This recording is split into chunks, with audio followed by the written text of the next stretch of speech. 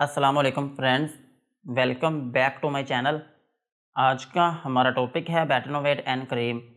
आज हम बात करेंगे कि बेटनोवेट एन क्रीम क्या है और इसके क्या क्या इस्तेमाल हो सकते हैं। प्रेगनेंसी और डोज की बात करेंगे और लास्ट में हम इसके साइड इफ़ेक्ट्स के बारे में बात करेंगे। बेटनोवेट एन क्रीम ये एक synthetic corticosteroid plus antibiotic medicine है और ये क्रीम ऑइंटमेंट और लोशन की फॉर्म में अवेलेबल है। जो बेटनोवेट एन क्रीम है ये 20 ग्राम की पैकिंग में अवेलेबल है और बेटनोवेट एन ऑइंटमेंट जो है ये भी 20 ग्राम की पैकिंग में अवेलेबल है और बेटनोवेट लोशन जो है ये 60 ml की पैकिंग में अवेलेबल है और इनमें जो फार्मूला यूज़ हुआ है उसका नाम है बीटामेथासोन प्लस न्यूमाइसिन। जो बीटामेथासोन है ये इन सब में होता है 0.1% और न्यूमाइसिन जो है ये इनमें होता है 0.5%। ये था बेटनोवेट एन क्रीम, ऑइंटमेंट और लोशन का इंट्रोडक्शन। अब हम इनके यूजेस के बारे में बात करते हैं कि वो कौन सी ऐसी कंडीशंस हैं जिनमें आप बेटनोवेट एन क्रीम, ऑइंटमेंट या फिर लोशन का यूज़ कर सकते हैं। बेटनोवेट एन क्रीम को आप स्किन एलर्जी में यूज़ कर सकते हैं। अगर आपकी स्किन के ऊपर एलर्जी हो गई हो या फिर आपकी स्किन के ऊपर इचिंग रहती हो या फिर आपकी स्किन के ऊपर रेडनेस हो तो फिर इस कंडीशन में आप बेटनोवेट एन क्रीम, ऑइंटमेंट या फिर लोशन का यूज़ कर सकते हैं। और बेटनोवेट एन क्रीम को आप इन्फ्लामेशन में भी यूज़ कर सकते हैं। अगर आपकी स्किन के ऊपर स्वेलिंग हो गई हो तो फिर इस कंडीशन में भी आप बेटनोवेट एन क्रीम, ऑइंटमेंट या फिर लोशन का यूज़ कर सकते हैं। और बेटनोवेट एन क्रीम को आप एक्जिमा में भी यूज़ कर सकते हैं। एक्जिमा जो है इसको हम ख़ारिश भी कहते हैं और ख़ारिश जो है ये एक ऐसी कंडीशन है जिसमें आपकी स्किन के ऊपर इचिंग होना शुरू हो जाती है और आपकी स्किन के ऊपर रेडनेस हो जाती है। सो अगर किसी शख्स को ख़ारिश है तो फिर इस कंडीशन में भी आप बेटनोवेट एन क्रीम, ऑइंटमेंट या फिर लोशन का यूज़ कर सकते हैं। और बेटनोवेट एन क्रीम को आप इंसेक्ट बाइट रिएक्शंस में भी यूज़ कर सकते हैं। अगर किसी शख्स को किसी कीड़े ने काट लिया हो या फिर किसी चींटी ने काट लिया हो या फिर किसी भी जहरीली चीज़ ने काट लिया हो और उसकी वजह से आपकी स्किन के ऊपर रेडनेस हो गई हो या फिर आपकी स्किन के ऊपर दाना बन गया हो या फिर आपकी स्किन के ऊपर कोई ज़ख्म बन गया हो तो फिर इस कंडीशन में भी आप बेटनोवेट एन क्रीम या फिर ऑइंटमेंट का यूज़ कर सकते हैं। और बेटनोवेट एन क्रीम को आप कॉन्टैक्ट सेंसिटिविटी रिएक्शंस में भी यूज़ कर सकते हैं।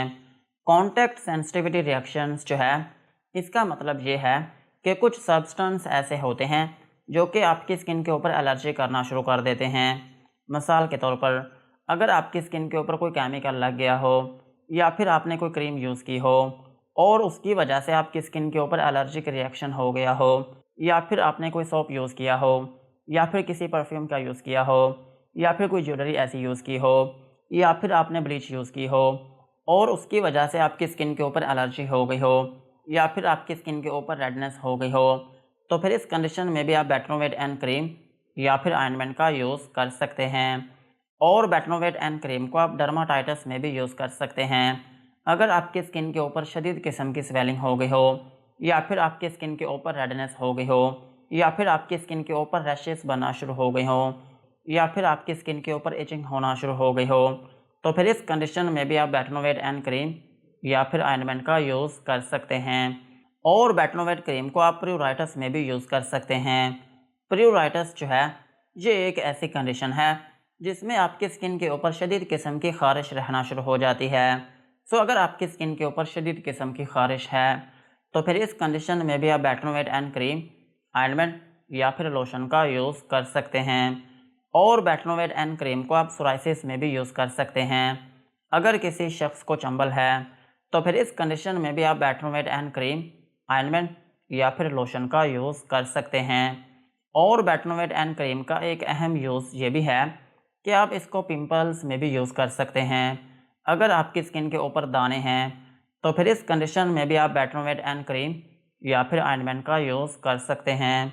और बेटनोवेट एन क्रीम का एक अहम यूज़ ये भी है कि आप इसको सीबोरिक डर्माटाइटिस में भी यूज़ कर सकते हैं।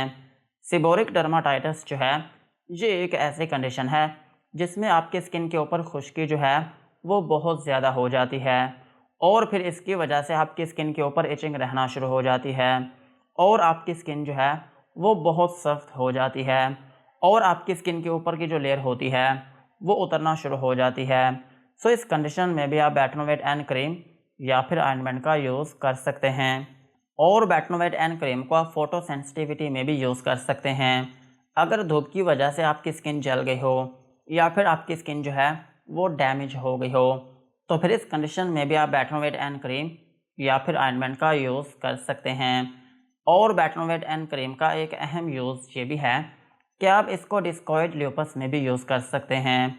डिस्कॉइड ल्यूपस जो है ये एक ऑटो इम्यून डिजीज़ है जो कि आपकी स्किन को इफ़ेक्ट करती है और फिर इसकी वजह से आपकी स्किन के ऊपर कोइन शेप रेड कलर के धब्बे बनना शुरू हो जाते हैं।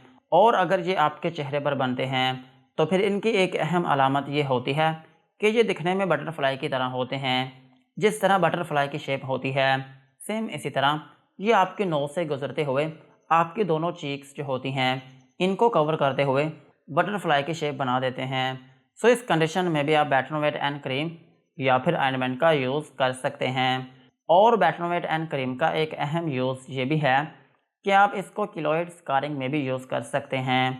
किलोइड स्कारिंग जो है इसमें यह होता है कि जब आपकी स्किन के ऊपर कोई चोट लगती है या फिर आपकी स्किन के ऊपर कोई कट लगा हो या फिर आपकी स्किन कहीं से जल गई हो या फिर आपकी कोई सर्जरी हुई हो या फिर इवन आपने पेरिसिंग करवाई हो, तो फिर उसके बाद आपका जो जख्म होता है वो पहले से ज़्यादा ख़राब होना शुरू हो जाता है और आपकी स्किन के अंदर के जो टिश्यूज़ होते हैं वो आपकी स्किन के ऊपर ग्रो करना शुरू कर देते हैं।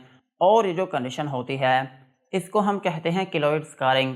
सो इस कंडीशन में भी आप बेटनोवेट एन क्रीम या फिर ऑइंटमेंट का यूज़ कर सकते हैं। और बेटनोवेट एन क्रीम को आप लाइकन प्लेनस में भी यूज़ कर सकते हैं। लाइकन प्लेनस जो है ये भी एक ऑटो इम्यून डिजीज़ है जो कि आपकी स्किन को इफ़ेक्ट करती है और इसकी एक अहम अलामत ये होती है कि आपकी स्किन के ऊपर रेड कलर के धब्बे बनना शुरू हो जाते हैं। सो इस कंडीशन में भी आप बेटनोवेट एन क्रीम या फिर ऑइंटमेंट का यूज़ कर सकते हैं। और बेटनोवेट एन क्रीम को आप लोकलाइज्ड बुलस डिसऑर्डर्स में भी यूज़ कर सकते हैं। लोकलाइज्ड बुलस डिसऑर्डर्स जो है ये भी एक ऑटो इम्यून डिजीज़ है और इसमें ये होता है कि आपकी स्किन के ऊपर बहुत बड़े बड़े छाले बनना शुरू हो जाते हैं और ये जो छाले होते हैं इनमें वाइट कलर का फ्लूइड होता है और फिर इसकी वजह से आपकी स्किन के ऊपर शदीद किस्म की इचिंग रहना शुरू हो जाती है और आपकी स्किन के ऊपर रेडनेस हो जाती है। सो इस कंडीशन में भी आप बेटनोवेट एन क्रीम या फिर ऑइंटमेंट का यूज़ कर सकते हैं। ओवरऑल अगर हम बात करें तो बेटनोवेट एन क्रीम, ऑइंटमेंट और लोशन जो है ये एक स्टेरॉयड प्लस एंटीबायोटिक मेडिसिन है। अगर आपकी स्किन के ऊपर दाने बन गए हों या फिर आपकी स्किन के ऊपर बहुत ज़्यादा खुश्की हो गई हो या फिर आपकी स्किन के ऊपर कोई ज़ख्म बन गया हो या फिर आपकी स्किन के ऊपर एलर्जी हो गई हो या फिर आपकी स्किन के ऊपर ख़ारिश रहती हो या फिर आपकी स्किन के ऊपर स्वेलिंग हो गई हो या फिर आपको किसी कीड़े मकोड़े ने काट लिया हो या फिर आपकी स्किन जो है वो धूप की वजह से ख़राब होना शुरू हो गई हो या फिर आपको चंबल हो, तो फिर इन कंडीशंस में आप बेटनोवेट एन क्रीम, ऑइंटमेंट या फिर लोशन का यूज़ कर सकते हैं। यही थे इनके यूजेस। अब हम इनकी डोज के बारे में बात करते हैं। अगर आपकी एज 18 साल से ज़्यादा है तो फिर आप बेटनोवेट एन क्रीम या फिर ऑइंटमेंट की एक छोटी सी लेयर जिस जगह पर आपकी स्किन के ऊपर प्रॉब्लम हो उस जगह पर दिन में 1 से 2 मरतबा तक अप्लाई कर सकते हैं। और इस क्रीम या फिर ऑइंटमेंट की जो मैक्सिमम डोज है वो आप एक वीक में 50 ग्राम तक यूज़ कर सकते हैं। और इस क्रीम या फिर ऑइंटमेंट का जो ड्यूरेशन है वो 2 वीक्स तक होता है, यानी कि आप इसको मुसलसल 2 वीक्स तक यूज़ कर सकते हैं। इससे ज़्यादा आप इस क्रीम या फिर ऑइंटमेंट को यूज़ ना करें। और बेटनोवेट लोशन जो है ये उन जगहों पर यूज़ किया जाता है जिन जगहों पर आपकी स्किन के ऊपर बाल होते हैं। मिसाल के तौर पर अगर आपके सर में एलर्जी होती है या फिर आपके सर में डैंड्रफ होती है या फिर आपके सर में चंबल होती है या फिर आपके सर में कोई भी एलर्जी के रिलेटेड प्रॉब्लम्स होती हैं या फिर आपकी दाढ़ी में कोई एलर्जी होती है या फिर आपकी मूँछों में कोई एलर्जी होती है या फिर आपका जो प्यूबिक एरिया है उसमें एलर्जी होती है, तो फिर इन जगहों पर आप बेटनोवेट लोशन का यूज़ करेंगे। और इसको यूज़ करने का जो तरीका है वो भी सेम ही है। जिस तरह क्रीम और ऑइंटमेंट को यूज़ किया जाता है सेम इसी तरह लोशन को भी दिन में 1 से 2 मरतबा तक यूज़ किया जा सकता है। और अगर हम बात करें बच्चों की तो बच्चों में इस क्रीम, ऑइंटमेंट या फिर लोशन को यूज़ किया जा सकता है। लेकिन कंडीशन ये है कि आपके बच्चे की जो एज है वो कम से कम 12 साल होनी चाहिए, अदरवाइज़ बच्चों में इनको यूज़ ना करें। लेकिन फिर भी अगर बहुत ज़्यादा ज़रूरत पड़ती है तो फिर इस केस में 12 साल से कम उम्र के बच्चों में भी यूज़ किया जा सकता है, लेकिन शॉर्ट ड्यूरेशन के लिए। और अगर हम बात करें प्रेगनेंसी की, तो प्रेगनेंसी में इस क्रीम, ऑइंटमेंट या फिर लोशन को यूज़ किया जा सकता है, लेकिन शॉर्ट टाइम के लिए। लॉन्ग टर्म के लिए प्रेगनेंसी में इनको यूज़ ना करें। और ब्रेस्ट फीडिंग मदर्स जो हैं वो भी इनको यूज़ कर सकती हैं, लेकिन इसमें एक अहम बात यह है कि आप इनको निपल के ऊपर अप्लाई नहीं करें। यही थी इनकी डोज। अब हम इनके साइड इफ़ेक्ट्स के बारे में बात करते हैं कि अगर आप बेटनोवेट क्रीम, ऑइंटमेंट या फिर लोशन का यूज़ करते हैं तो आपको क्या क्या नुकसानात हो सकते हैं। बेटनोवेट एन क्रीम को यूज़ करने से आपको हाइपर सेंसिटिविटी रिएक्शन हो सकता है, यानी कि आपकी स्किन के ऊपर रैशेस या फिर उसमें एलर्जी हो सकती है, और आपकी स्किन के ऊपर रेडनेस हो सकती है, यानी कि आपकी स्किन के ऊपर मज़ीद सुर्खी हो सकती है, या फिर आपकी स्किन के ऊपर स्वेलिंग हो सकती है, या फिर जिस जगह पर आप इस क्रीम, ऑइंटमेंट या फिर लोशन को लगाएंगे वो जगह आपकी वार्म हो सकती है, और आपकी स्किन के ऊपर इचिंग हो सकती है, और आपकी स्किन के ऊपर इरिटेशन हो सकती है। सो यही थे बेटनोवेट एन क्रीम, ऑइंटमेंट और लोशन के uses, doses and side effects. आज के वीडियो को यहीं पर ख़त्म करते हैं। वीडियो अच्छी लगी हो तो चैनल को सब्सक्राइब करें एंड बेल आइकन को प्रेस करें।